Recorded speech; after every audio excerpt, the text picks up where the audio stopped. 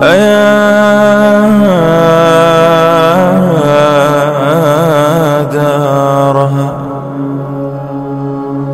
أيا دار. الحمد لله رب العالمين، وصلى الله وسلم وبارك على نبينا محمد وعلى آله وأصحابه أجمعين وعلى من دعا بدعوته واستنى بسنته إلى يوم الدين. أما بعد، باب قراءة القرآن بعد الحدث وغيره. باب استر بيان حكم خواندن القرآن الكريم بعد الحدث، بعد ذكر إنسان بوضوء مشى وغيره وغير حدث، مثل كي بعد ذكر إنسان خواب مشى بعد خواب قرآن مخونه يا غيره عطف قراءة القرآن. باب استر بيان قراءة القرآن بعد حدث وغيره وغير قراءة القرآن، إن ذكر الله تعالى رم إنسان بعد حدث متنا إنسان در حالتك وزن در كذكر الله ربكنا. وقال منصور عن إبراهيم: لا بأس بالقراءة في الحمام ويكتب الرسالة على غير وضوء. منصور از إبراهيم نخعي رواية كرد إبراهيم نخعي قفتك لا بأس بالقراءة نيس قناء بخواندن القرآن الكريم في الحمام در حمام، وبكتب الرسالة وبنوشتن رسالة على غير وضوء بدون وضوء. يجي مراد از حمام ونمي حمامك مردم دو غسل ميكونا دوجا اگر كسي قرآن ميخوانا در صورتك نجاست نباشا خواندن القرآن الكريم دوجا كدام مشكل نداره. وبكتب الرسالة ونيس باك بنوشتن رسالة وخط على غير وضوء بدون وضوء. وقت كي إنسان بدون وضوء خط نوشتم يكون تبع نام الله ده رسالة نوشتمشة شرك مسلمان رسالة ربايت كي بنام الله تعالى آغاز كنا.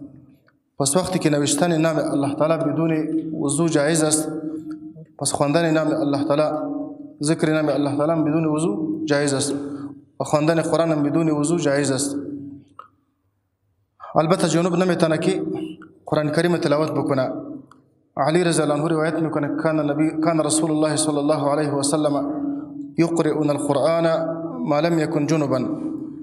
پیغمبر صلى الله عليه وسلم بما قرآن میخواند تا وقتی که جنوب نمی بود، در وقت جنابت قرآن کریم نمی خواند. دیگه حدیث است که اما الجنوب فلا ولا آیه، جنوب قرآن باید نخوانه، حتی یک آیت باید تلاوت نکنه.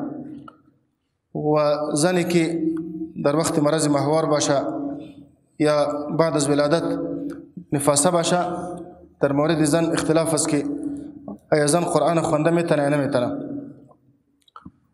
و جمهور به این نظر هستند که زن در وقت حیض یا در وقت نفاس قرآن خوانده نمیتونه. اونا استدلال میکنه به حدیث عبدالله بن عمر که روایت میکنه که رسول الله فرموده: لا تقرأ الحائض ولا الجنوب شيئا من القرآن. زن حائزه و جنوب هیچ چیزی از قرآن باید نخونه. لیکن این حدیثی که جمهور به استدلال میکنه حدیث ضعیف است، روایت اسماعیل بن عیاش است. این روایت از حجازیین کرده، از اهل مدینه، از موسی بن عقبه روایت کرده. موسی بن عقبه از جمله علمای مدینه هست. امام ترمذی وقتی که حدیث نقل میکنه باز گفته که سمعت ابا عبدالله سمعت محمد بن اسماعیل. ما از امام بخاری شنیدیم که امام بخاری در مورد اسماعیل بن عیاش میگفت که زمانی که از علمای حجاز روایت نقل میکنه روایت از او قابل قبول نمی باشه. و امام احمد بن حنبل هم گفته که اسماعیل بن عیاش وقتی که از علمای حجاز روایت نقل میکنه، از علمای عراق نقل میکنه، روایت های منکر نقل میکنه. روایت از او فقط از علمای شام قابل قبول است و غیر از علمای شام از دیگر علما که روایت نقل میکنه روایتش منکر میباشه. بناء اینمی حدیثی که جمهور به استدلال میکنه حدیث ضعیف است که زن حایزه قرآن خوانده نمیتونه و جنوب قرآن خوانده نمیتونه. از این خاطر در مورد جنوب خود دیگه حدیث وجود داره.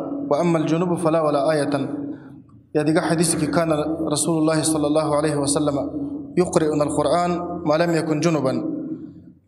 در مورد جنوب دیگه حدیث وجود داره که جنوب باید قرآن نخونه، اما درباره زن حائزه روایت صحیح وجود نداره که ایره ثابت بکنه که زن حائزه قرآن خوانده نمیتونه. و جنابت و حیض ای به هم فرق داره. جنابت یک حالتی است که حالت طارئ است، حالت عارضی است.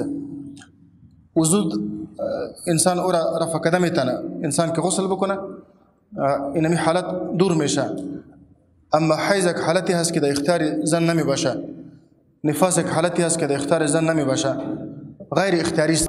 در هر بیهوشی وضو انسان نقض نمیشه، تنها در صورتی که بیهوشی مستقل باشه، ثقیل باشه. ثقیل به این معنی که انسان شعور خود از دست بده، انسان حالت خود ايش نمیفهمه، تنها در بیهوشی ناقض وضو هست، وضو انسان نقض میشه. و اگر بیهوشی مستقل نباشه، یعنی انسان شعور داشته باشه میفهمه، به وضو نقض نمیشه. حدثنا اسماعيل قال حدثني مالك عن هشام بن عروة عن امرأته فاطمة عن جدها أسماء بنت أبي بكر أنها قالت أسماء بنت أبي بكر ميغا أتيت عائشة زوج النبي صلى الله عليه وسلم. أسماء رضي الله عنها خانم الزبير بن عوام بود، مادر عبد الله بن الزبير بود، دختر أبو بكر الصديق بود و خواهر کلان عائشة رضي الله عنها بود. إمي فرمایت که ما پیش عائشة آمدم زوج النبي صلى الله عليه وسلم، که عائشة رضي الله عنها خانم نبی صلى الله عليه وسلم بود. حين خسفت الشمس، در وقتی که آفتاب سیاه شده بود. در زمان رسول الله صلی الله علیه وسلم یک دفعه آفتاب سیاه شده بود. در روزی که پسر پیغمبر اسلام وفات کرده بود، ابراهیم وفات شده بود، آفتاب سیاه شده بود. بس پیغمبر صلی الله علیه وسلم به مردم تبلیغ کرد، خطبه گفت. مردم گفت که ان الشمس والقمر آیتان من آیات الله لا ينكسفان لموت احد ولا لحیات احد. آفتاب و مهتاب دو تا نشانه ها از نشانه های قدرت الله است. ای به خاطر مرگ یا به خاطر زندگی کسی سیاه نمیشه، بلکه الله عزوجل ایره که سیاه میگردانه، الله قدرت خود بندگان خود نشان میده. آفتاب سیاه شده بود، بس پیغمبر صلی الله علیه و سلم نماز کسوف یا خسوف آفتاب میخواند. کسوف و خسوف یک معنی میده. فاذا الناس قیام، پس مردم استاده بودن، یصلون که نماز میخواندن، نماز با جماعت میخواندن. و اذا هي قائمه تصلي، و عائشه رضی الله عنها استاده بود نماز میخواند. پس این نماز با اسماء رضی الله عنها عجیب معلوم شد، به خاطر که وقت جماعت نبود. در غیر وقت جماعت پیغمبر اسلام با صحابه جماعت میکرد. فقلت ما للناس، اسماء میگه که ما به مردم گفت، ما به عائشه گفتم که ما للناس، به مردم چی شده که نماز میخوانن؟ فاشارت بيدها نحو السماء، پس اشاره کرد عائشه رضی الله عنها به دست خود الى نحو السماء، طرف اسمان اشاره کرد که آفتاب سیاه شده. فقلت سبحان الله، پس ما گفتم که سبحان الله. سبحان الله کلمه تعجب است، پاکیست الله را. فقلت آیه، ما گفتم که این نشانی از نشانه های قدرت الله است. فاشارت النعم، عائشه گفت که بله، به سر خود اشاره کرد که بله. از این معلوم میشه که وقتی که در نماز به کسی اشاره میشه، نمازگزار به اشاره کسی را فهمانده میتونه. به خاطر که اسماء رضی الله عنها از عائشه سوال کرده، دو مرتبه سوال کرده و عائشه رضی الله عنها به اشاره او را فهمانده. یک دفعه به اشاره دست فهمانده، طرف آفتاب اشاره کرده، و دفعه دیگه به اشاره سر او را فهمانده. و این حدیث امام بخاری در کتاب العلم هم ذکر کرده بود که کسی از کسی سوال میشه و به اشاره دست یا به اشاره سر سائل میفهمانه. و اگر به نمازگزار سلام داده میشه هم میتونه که به اشاره جواب سلام بده. عبدالله بن عمر میفرماید که ما از بلال سوال کردم و پیغمبر صلی الله علیه و سلم وقتی که سلام داده میشد و رسول الله مصروف نماز می بود چگونه جواب میداد؟ بلال گفت که پیغمبر صلی الله علیه و سلم به اشاره جواب میداد، به دست خود اشاره میکرد، یا در بعض روایت ها آمده که به کلک خود اشاره میکرد. به اشاره دست یا به اشاره کلک جواب سلام میداد. پس به اشاره نماز فاسد نمیشه. فقمت، پس ما مستاد شدم. حتى تجلاني الغش، من بنماز استاد شدم حتى تجلاني الغش، تا اینکه غالب شد سر ما الغش بیهوشی. غش یا اونمی بیهوشی که وقتی که انسان زیاد استاد میشه، زیاد قیام طویل بکنه، یا وقتی که یک انسان یک چیزی را میبینه او سرش تاثیر میکنه، انسان بیهوش میشه، این غش میگه. از این بعضی مردم صوفیه ثابت میکنه که اینا جذب ما ثابت شد، صحابه جذب شده. ایجا محدثین نوشته کرده، ابن اسیر و دیگه محدثین نوشته کرده که غشی اونمی بیهوشی که اونمی اغما و بیهوشی که وقتی که انسان مانده میشه، وقتی که انسان خسته میشه، زیاد استاد میشه، که در نتیجه از این حاصل میشه، او را غشی میگه. وجعلت اصب فوق رأسی، و ما شروع شدم که ما میریختندم فوق رأسی، بالای سر خود ما ان آبرا. یعنی از این معلوم میشه که غشی به این حد نبود که شعور خود از دست داده بود، یعنی میفهمید، از این خاطر آب بالای سر خود میانداخت. فلما انصرف رسول الله، باز آمد در نماز شریک شد، حضور نگرفت.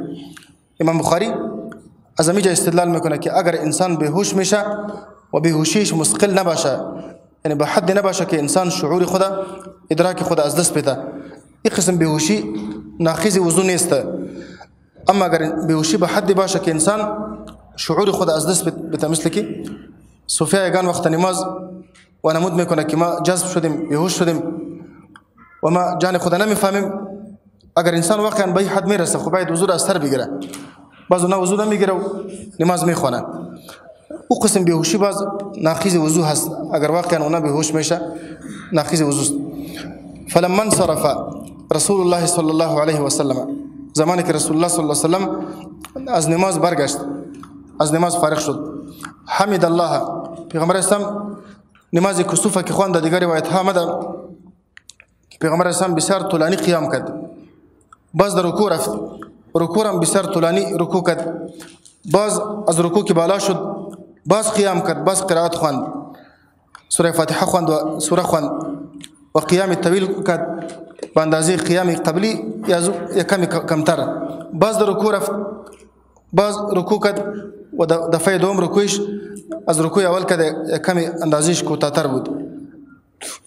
در هر رکعت پیغمبر اسلام در صلات کسوف 2 رکوع و 2 سجده کرده. فلما انصرف، زمانی که فلما انصرف رسول الله صلی الله علیه وسلم، زمانی که رسول الله صلی الله علیه وسلم از نماز فارغ شد، حمد الله و اثنى علیه، حمد و ثنای الله را گفت. از این معلوم میشه که بعد از نماز خسوف یا کسوف یک معنا میده، بعد از نمازی که به خاطر سیاه شدن آفتاب میشه، پیغمبر اسلام خطبه را به صحابه گفته، یعنی خطبه گفته میشه. فلما انصرف رسول الله صلی الله علیه وسلم حمد الله و اثنى علیه، حمد و ثنای الله را گفت. ثم قال، باز فرمود، ما من شيء كنت لم اره الا قد رأيته في مقامي هذا، نبود یک چیزی که ما قبلا ندیده بودم، الا قد رأيته، مگر او را ما دیدم، في مقامي هذا، دینمی جای ما، حتى الجنة والنار، یا حتى الجنة والنار، تا این که جنت و دوزخ هم دیدم. دونمی دیوالی که طرف قبله رسول الله بود، الله عز وجل جنت و دوزخ برش متمثل کرد. حتی یک دفعه پیغمبر اسلام خدا پیش کرد، باز گفت که به خاطر ازی خدا پیش کردیم که میخواستیم که از جنت یک خوشه انگور بگیریم و اگر ما خوشه انگور از جنت میگرفتیم با تمام عمرتان برتان کفایت میکرد.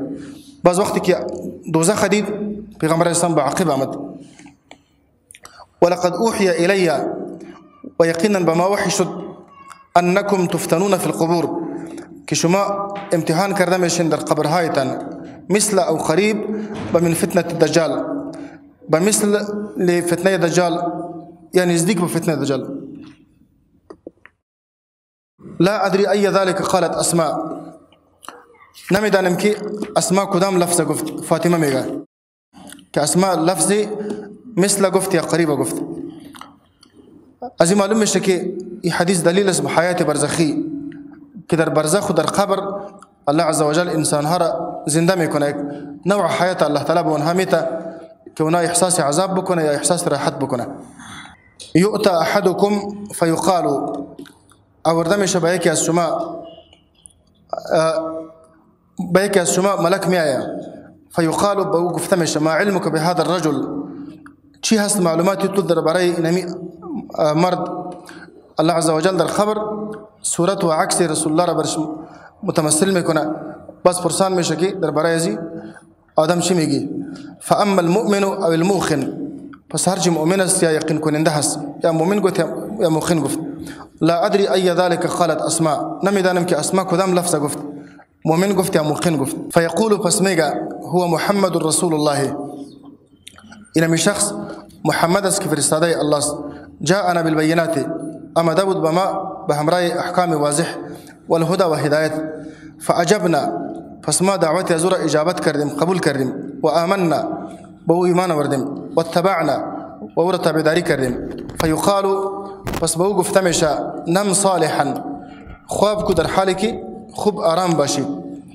قد علمنا يقينا ما ميدا نستم إن كنت لمؤمنا يقينا تم مؤمنها فيقول فس منافق يا مرتاب ميغا لا أدري ما نمدانم سمعت الناس يقولون شيئا فقلته ماز مردم ميشو ندم كي اكشي جرا ميگفتن بس اورا مام ميگفتم فقط تقليدي مردم ميكردم كي مردم چیزی ميگفت مام امورا ميگفتم دیگه ما حقیقت سخن خود نمیفهمیدم پس الله عز وجل با مؤمن قبرش فراخ میسازد حدیث آمده کی با اندازی نظر چشمش الله عز وجل قبر برش فراخ میکنه و از طرف جنت کلکین برش باز میشه و کسی که منافق باشه یا مرتاب باشه الله تعالی قبر بالا یزو تنگ میکنه حتی تختلف اضلاعه تاکي اضلاع یزو یکی دیگه داخل میشه قبر غايش یکی دیگه داخل میشه و الله تعالی عذاب میته و این حدیث دلیل است به نعمت قبر و به عذاب قبر که در قبر نعمت عذاب وجود داره و عذاب قبر به خاطر کسی که منافق باشه کسی کافر باشه با اونهاست لیکن به خاطر بعضی مؤمنانی که عصات المؤمنین مؤمنانی که بعضی گناهها را مرتکب شده باشه هم از بعضی حدیث ثابت است که اونم در قبر عذاب میشه در حدیث عبدالله بن عباس میآید که رسول الله صلی الله علیه و سلم به دو قبر گذشت باز گفت که انهما لا يعذبان اینمی دو تا عذاب هستند و ما يعذبان فی کبیر اونها به خاطر یک کار بزرگ در عذاب نیستند یا گناه بزرگ نیست که پیش خودشان گناه بزرگ بود اونم میگن لیکن در پیش الله بزرگ است اما احدهما فكان لا يستتر من البول یکی از میدون فر از بول خدا نگاه نمیکرد و اما الاخر فكان يمشي بالنميمه و دیگه نفر از اینها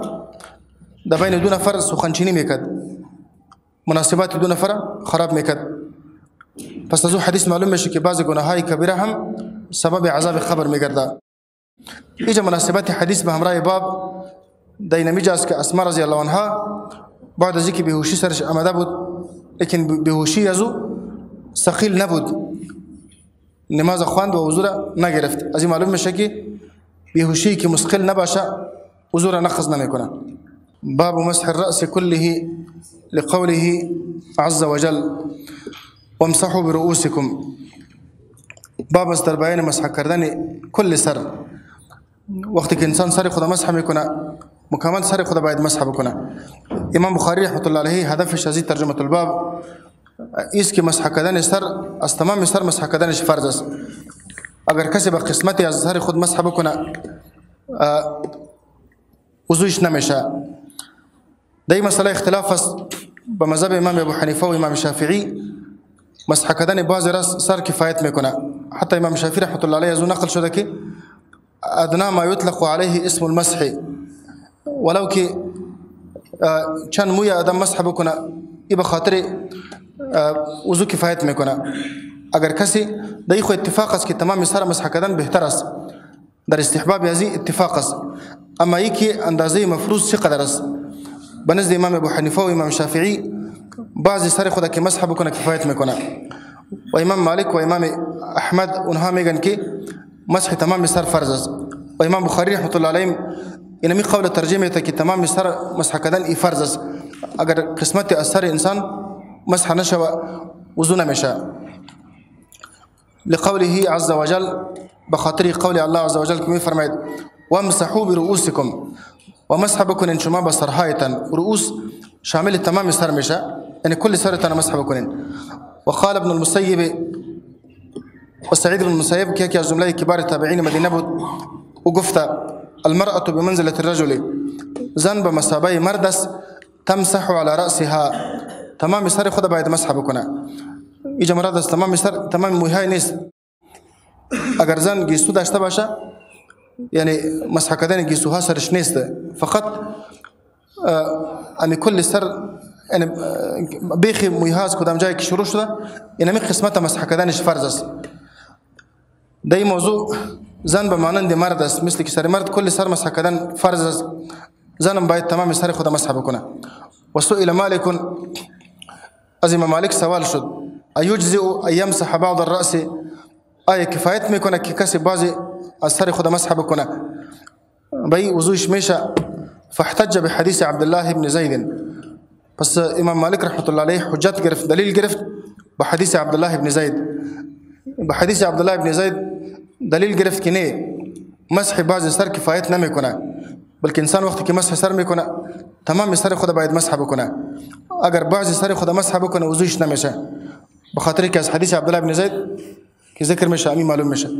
حدثنا عبد الله بن يوسف قال اخبرنا مالك عن عمرو بن يحيى المازني عن أبيه أن رجلا قال لعبد الله بن زيد، يكسب عبد الله بن زيد قفت وهو جد عمرو بن يحيى، وهو يحيى المازني جد عمرو بن يحيى پدر بابا کلان عمرو بن يحيى است. او گفت که اتستطيع ان تريني ان رجل، اینمی شخصی که سوال کرده ای بابا کلان عمرو بن يحيى است. او گفت که اتستطيع ان تريني، و عبد الله بن زيد گفت که آیت میتونی که به ما نشان بدی کیف کان رسول الله صلی الله علیه و سلم یتوضا، که رسول الله صلی الله علیه و سلم چه قسم وضو میگرفت. فقال عبد الله بن زيد نعم، عبد الله بن زيد گفت که بله میتونم که عملا وضوء رسول الله را به تو نشان بدیم. فدعا بماء، پس تلبیس عبد الله بن زید آب را، فافرغ على یدیه، پس ریختان آب را به دستهای خود، ظرف مایل کرد و دستهای خود شست. فافرغ على یدیه، پس آب ریختان به دستهای خود، فغسل مرتين، دستهای خود دو مرتبه شست. ثم مضمض، باز مزمزه کرد دان خود شست. واستنثر، و استنصار کرد، آب بینی خود کش کرد باز خارج کرد، ثلاثا سه مرتبه. ثم غسل وجهه ثلاثا، باز شست روی خود سه مرتبه. ثم غسل یدیه مرتين، باز شست دستهای خود دو مرتبه. الى المرفقین، تاب ارنجها. ثم مسح رأسه، باز مسح کرد سر خود، بیدیه به هر دو دست خود. فاقبل بهما و ادبر، پس دستهای خود از پیش به عقب برد و ادبر، و از عقب به پیش آورد.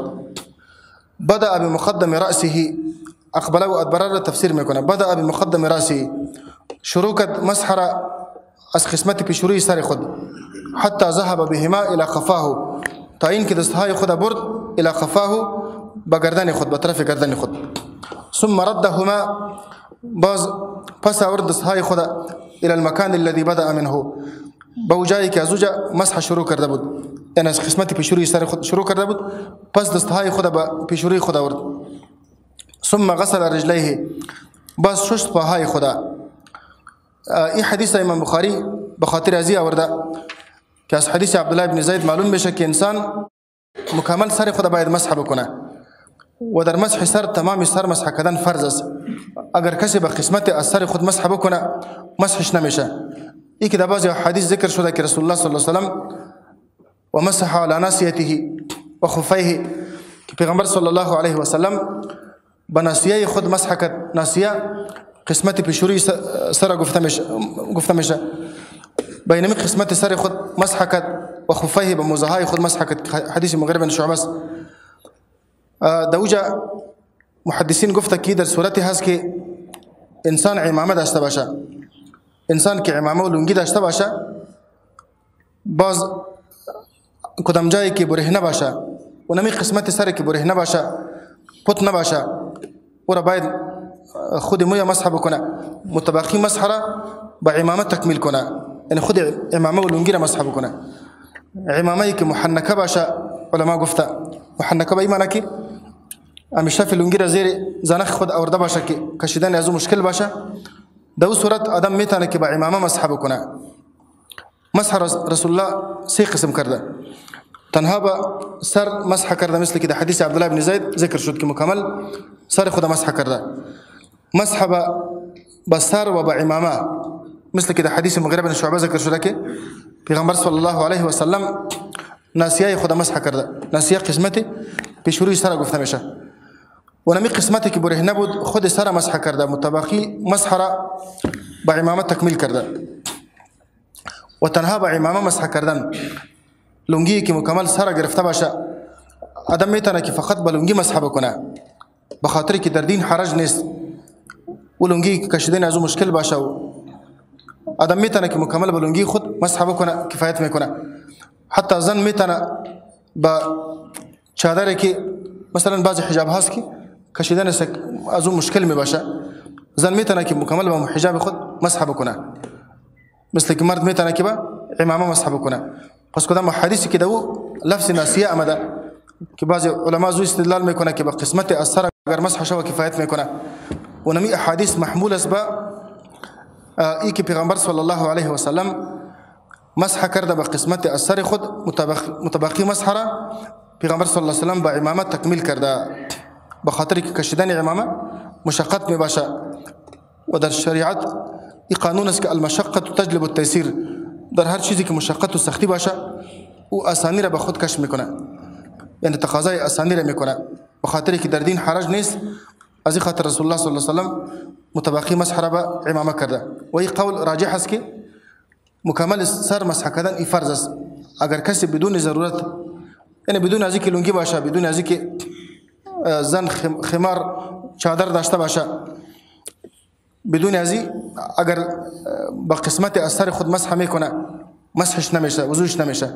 باب غسل الرجلین الی الکعبین، باب است در بیان شستن پاها تا به بجلکها، یعنی پاها تا به بجلکها شسته شوه و خود بجلکها هم در پاها داخل میشه، اون باید شسته شوه، به خاطر که الله عزوجل امر کرده که و ارجلکم الی الکعبین، و بشوین شما پاهایتان تا به بجلکها. و درباره دستها گفته که الی المرافق تا به آرنجها. و در اینجا الی در قرآن کریم به دو معنی استعمال میشه. بعضی وقت الی ما بعد الی در ما قبل الی داخل نمی باشه، و بعضی وقت ما بعد الی در ما قبل الی داخل می باشه. ما بعد الی که در ما قبل الی داخل نمی باشه، مثل که الله می فرماید ثم اتم الصيام الى الليل، بس شما پورا کنین روزهتان الى الليل تا شب، یعنی روزه را آخرین حدش آغاز شب است، وقتی که غروب آفتاب میشه اینمی آخرین حد روزه هست و خود شب در روزه داخل نیست. و بعضی وقت ما بعد الا در ما قبل الا داخل می باشه، مثل که فاغسلوا وجوهکم و ایدیکم الى المرافق. ایجا الى المرافق، مرافق خودش در ایدی داخل است، مثل که دستها شسته میشه، مرافق و ارنجام باید شسته شوه.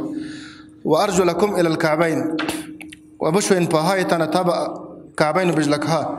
بجلکها هم در چی داخل میشه؟ در پاها داخل میشه.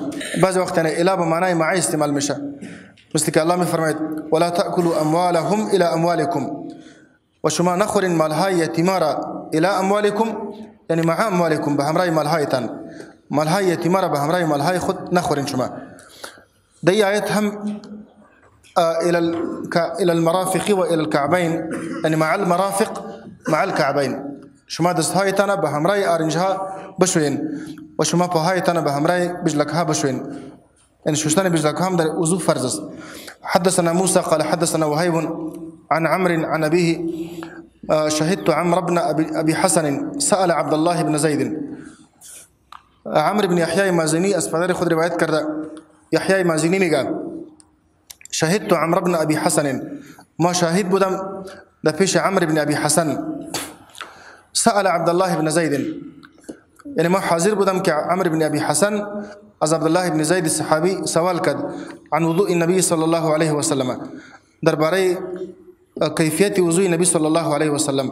فدعا بثور من ماء، پس طلب کرد عبدالله ابن زید یک ظرف از آب را، فتوضأ لهم، پس وضو گرفت به اونها، وضوء النبی صلی الله علیه و سلم، با مانند وضو گرفتن نبی صلی الله علیه و سلم. چه قسم وضو گرفت؟ فاکفأ علی یده من الثور، پس ریختان آب را به دست خود، من الثور از ظرف مایل کرد و آب انداخت دست خود شست. فغسل یدیه ثلاثا، پس شست هر دو دست خود 3 مرتبه. ثم ادخل یده فی الثور، باز داخل کرد دست راست خود در ظرف و توسط از آب گرفت. فمضمض واستنشق واستنثر 3 غرفات، پس مزمزه کرد اندهان خود شست. واستنشق استنشاق کرد، آب در بینی خود کش کرد. واستنثر و پس آب از بینی خود خارج کرد. 3 غرفات، بسی کف دست. هر دفعه که آب می گرفت همزمان هم مزمزه میکرد و هم استنشاق میکرد. از یک غرفه مزمزه میکرد، استنشاق میکرد. ثم ادخل یده، باز دست خود داخل کرد آب و آب گرفت. فغسل وجهه 3 روی خود 3 مرتبه شست. ثم غسل یدیه مرتين، باز شست دستهای خود 2 مرتبه الى المرفقین تا به ارنجها. از این حدیث یک مسئله دیگه ثابت میشه که پیغمبر صلی الله علیه و سلم وضو را یک قسم گرفته که بعضی اندامها را زیاد شسته و بعضی را کم شسته. و پیشتر گفته بودیم که رسول الله 4 قسم وضو گرفته، یک مرتبه، 2 مرتبه، 3 مرتبه و مخالف، یعنی بعضی اعضا را زیاد شسته، بعضی اعضا را 1 مرتبه، بعضی را 2 مرتبه، بعضی را 3 مرتبه. ثم ادخل یده، باز داخل کرد دست خود در آب. فمسح رأسه، پس مسح کرد سر خود. فاقبل بهما و ادبر، دستهای خود از پیش به عقب برد و ادبر و باز از عقب به پیش آورد. مرة واحدة، 1 مرتبه. از این معلوم میشه که مسح سر 1 مرتبه است. در مسح سر بعض علما گفته که تسلیس مستحب است که اگر مسح سر 3 مرتبه شود، لكن امام ابو داود رحمه الله عليه قفت كي واحاديث الصحاح كلها تدل على ان مسح الراس مره واحده. احاديث الصحيحه از رسول الله صلى الله عليه وسلم تمامش دلالت به این میکنه که مسح سر فقط 1 مرتبه است. در احادیث صحیحه مسح سر 3 مرتبه ثابت نیست، 1 مرتبه است. ثم غسل رجليه الى الكعبين، باز شست رجليه پاهای خود الى الكعبين تابع بجلکها، یعنی بجلکها را شست. ومناسبة حديث بهمراي باب ده ينمي جملة ثم غسل رجليه إلى الكعبين، رسول الله بهاي خود تبع بجلقها شستا و خود بجلقها هم في غمراي سام شستا اگر کسی بجلقها نشوه وضوش نمیشه. باب استعمال فضل وضوء الناس، باب استربیان استعمال کردن آب اضافه‌ای که از آب وضوء مردم باقی مانده باشه اور آدم میتونه که استعمال بکنه. امام بخاری رحمت الله علیه هدفش از ترجمه الباب این مسئله است که رد میکنه به کسانی که استعمال آب باقی مانده وضوء کس را نادرست میدانه. و بعضی حدیث در این مورد گرچه آمده، در حدیث آمده که نهى رسول الله صلی الله علیه وسلم المرأة ان تغتسل بفضل وضوء الرجل والرجل ان يتوضأ بفضل وضوء المرأة. پیغمبر صلی الله علیه وسلم منع کرده از اینکه زن وضو میگیره با آب باقی مانده که از مرد باقی مانده باشه، یا اینکه زن یا اینکه مرد وضو بکنه با او آبی که باقی مانده از وضو آب زن باشه. او قسم حدیث محمول است به کراهت تنزیهی و استعمال آب کسی از باقی مانده کسی که از غسل باقی مانده باشه یا از وضو باقی مانده باشه در کدام مشکل نیست. در یک حدیث آمده که یکی از همسران پیغمبر صلی الله علیه و سلم وضو گرفته بود از یک ظرف، پس پیغمبر اسلام آمد میخواست که از وضو بگیره، او برش گفت که ما از وضو گرفتیم. پیغمبر اسلام گفت که پروا نمیکنه، خودش وضو گرفت. سابق چون وقتی که اونا وضو میگرفتن از ظرف و دست خود آب میگرفتن، بعضی علما میگن که وقتی که کسی با دست خود از کدام ظرف آب میگیره اونمی آب مستعمل میشه و آب مستعمل آدم نمیتونه که دوباره استعمال بکنه. امام بخاری با اونها رد میکنه که دیگه مشکل نیست. و امر جریر بن عبد الله اهله، و جریر بن عبد الله امر کرده اهل خدا فامیل خدا ایتوضؤ که اونها وضو بگیرن بفضل سواکه، با آب باقی مانده مسواک ازو.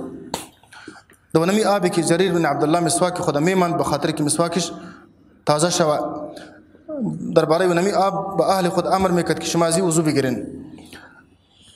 این از این معلوم میشه وقتی که انسان مسواک استفاده میکنه طبعا لعاب دهان انسان در مسواک باقی میمانه. این مسواک استعمال میشه وقتی که مسواک در آب انداخته میشه لعاب دهان انسان به همراه آب خلط میشه، این آب مستعمل میشه. لیکن اینمی استعمال کدام باقی نداره. جریر بن عبدالله بجلی که خودش صحابی است اهل خدا امر کرده بود که شما میتونید که ازی وضو بگیرید، این کدام مشکل نیست. حدثنا آدم قال حدثنا شعبة قال حدثنا الحكم قال سمعت أبا جحيفة يقول خرج علينا رسول الله صلى الله عليه وسلم بالهاجرة. ابو جحيفة وهب بن عبد الله السوائي رضي الله عنه روايت میکنه می فرماید خرج علينا رسول الله صلى الله عليه وسلم بالهاجرة، بیرون شد با ما پیغمبر صلی الله علیه وسلم در وقت پیشین در وقت گرمی برآمد چاش تقریبا. فأوتي بوضوء پس آورده شد به نبی صلی الله علیه وسلم آب وضو. فتوضأ پس نبی صلی الله علیه وسلم وضو گرفت. فجعل الناس پس شروع شدن مردم یأخذون من فضل وضوئه که می گرفتن مردم از آب باقی مانده وضوی پیغمبر صلی الله علیه وسلم. فیتمسحون به و نمی آب را مردم با بدن خود می مالیدن مسح می کردن. فصلى النبي صلى الله عليه وسلم الظهر ركعتين والعصر ركعتين. پس نماز خواند رسول الله صلی الله علیه وسلم نماز پیشین 2 رکعت نماز دیگر 2 رکعت خواند. اذا سفر بود سفر حجة الوداع بود و بین یدیه عنزة ورده پیشوری پیغمبر صلی الله علیه وسلم عنزه بود. عنزه پیشتر ذکر شده که عصاگه که خورده که در سری ازو آیین تیز باشه. پیغمبر اسلام اینمی عصاگه که خورده پیشوری خود مانده بود به حیث ستره و طرف ازو نماز میخواند. از این حدیث معلوم میشه که یکی خو صحابه آب وضوی پیغمبر صلی الله علیه وسلم را به حیث تبرک استفاده میکردن و ای از جمله خصوصیت های رسول الله صلی الله علیه وسلم است که پیغمبر صحابه آب وضویش به حیث به شکل تبرک از استفاده میکردن. یا وقتی که لعاب دهان خود تف میکردن صحابه او را می گرفتن و با بدن خود می مالیدن. یا زمانی که پیغمبر اسلام سر خود تراشیده بود موی پیغمبر صلی الله علیه وسلم را صحابه کرام به خاطر تبرک پیش خود گرفته بودند. این از جمله خصوصیت های پیغمبر اسلام است. اما در عام احکام رسول الله به همراه امت برابر است که اینجا که صحابه آب وضوی پیغمبر اسلام دوباره استعمال کرده او را به بدن خود مالیده، این از این معلوم میشه که آبی که در وضو استعمال شده او آب پلیت نمیشه و نمی آب پلیت نمیگرده و نمی آب پاک است. و قال ابو موسى دعا النبي صلى الله عليه وسلم بقدح فيه ماء. ابو موسى شعری می فرماید دعا النبي صلى الله عليه وسلم تلبیس نبی صلی الله علیه وسلم بقدح یک گلاس آب را فيه ماء که دو آب بود. فغسل يديه پس شش دستهای خدا و وجهه روی خدا فيه دو و مج فيه و از دهان خود دو آب انداخت. ثم قال لهما باز گفت نبی صلی الله علیه وسلم به ابو موسی اشعری و بلال گفت اشربا منه شما زمی آب بخورین و افرغا على وجوهكما و نحوركما و برزانین زمی آب على وجوهكما و نحوركما برویهایتان و نحوركما بسینهایتان. ای به حیث تبرک پیشتر گفتن که در مسئله تبرک ای از جمله خصوصیت های رسول الله به خاطر که آب وضوی کسی دیگر صحابه یا سلف به حیث تبرک استفاده نکرده.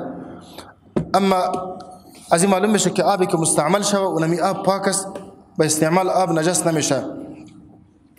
حدثنا علي بن عبد الله قال حدثنا يعقوب بن إبراهيم بن سعد قال حدثنا أبي عن صالح عن ابن شهاب قال أخبرني محمود بن الربيع قال وهو الذي مج رسول الله صلى الله عليه وسلم في وجهه وهو غلام من بئرهم.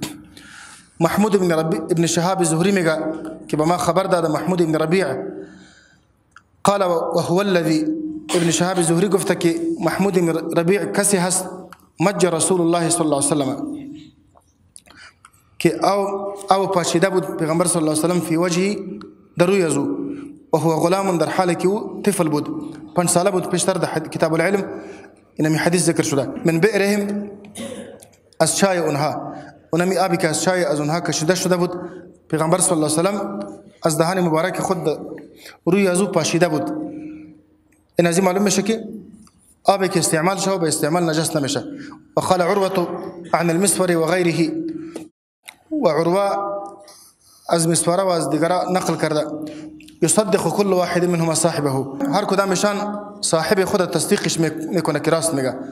و اذا توضأ النبي صلی الله علیه وسلم، زمانی که نبی صلی الله علیه وسلم وضو میگرفت، كادوا يقتتلون على وضوئه، قریب بودن که اونها در بین خودشان یکی با دیگه با آب وضوی پیغمبر صلی الله علیه وسلم یکی با دیگه جنگ میکردن. هدف از جنگ یعنی تل متل میکردن، هر کدامشان کوشش میکرد که آب وضوی پیغمبر اسلام بگیره. از این معلوم میشه که آب وضو نجس نمیشه. آبی که در وضو مستعمل شوه و پس جمع شوه، در مورد آب مستعمل جمهور به این نظر هستند که اونمی آب مستعمل در ذات خودش پاک است، لیکن پاک کننده نیست، طاهر است، طهور نیست. لیکن محققین علما به این نظر هستند که آبی که در وضو یا در غسل استعمال میشه هم پاک است و هم پاک کننده است. به این کدام دلیل نیست که ما در این باره فرق بکنیم که یکی آب پاک است و پاک کننده هم است، یکی آب پاک است و پاک کننده نیست. به این تقسیم کدام دلیل نیست. از این خاطر از امام بخاری نظرشان است که آبی که در وضو استعمال شود و نمی آب پاک است و پاک کننده است، اگر باز دوباره در وضو از او استفاده میشه این مشکل نیست. باب ای باب ترجمه الباب نداره، این قسم باب ها به مثابه فصل می باشه برای باب گذشته. حدثنا عبد الرحمن بن يونس قال حدثنا حاتم بن إسماعيل عن الجعد قال سمعت الصائب بن يزيد يقول ذهبت بي خالتي إلى النبي صلى الله عليه وسلم.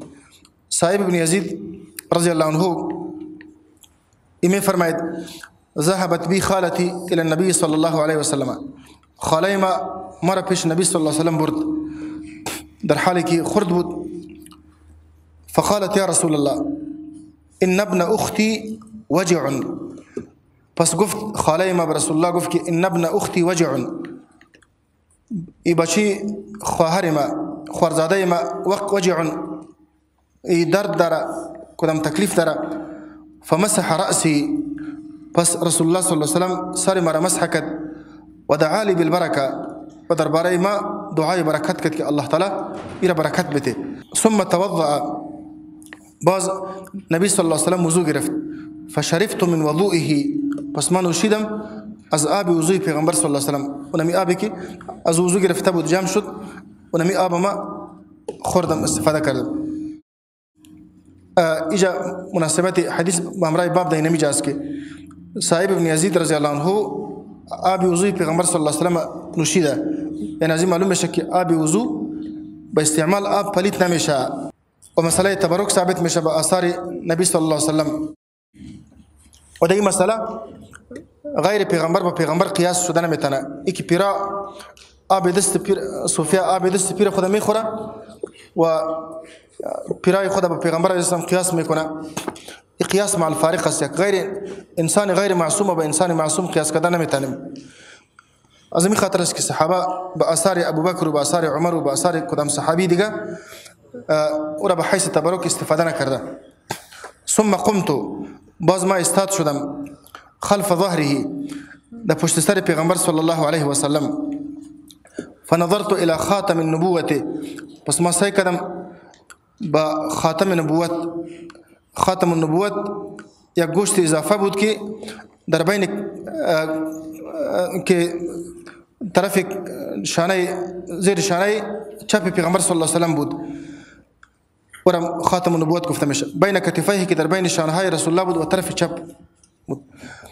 فمثل زر الحجله، بمانند تخم حجله، یعنی اخ بود بمانند تخم حجله. حجله یک پرنده است.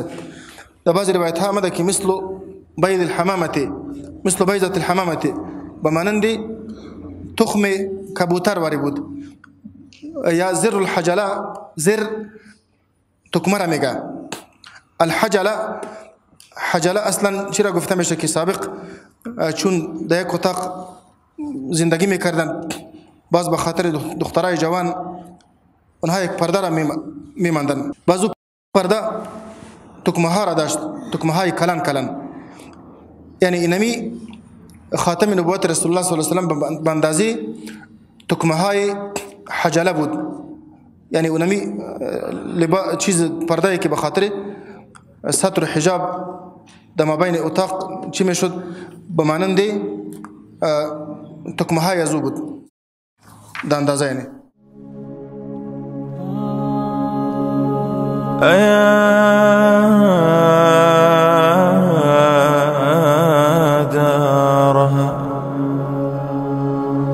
أيا دارها حييت دارا ومن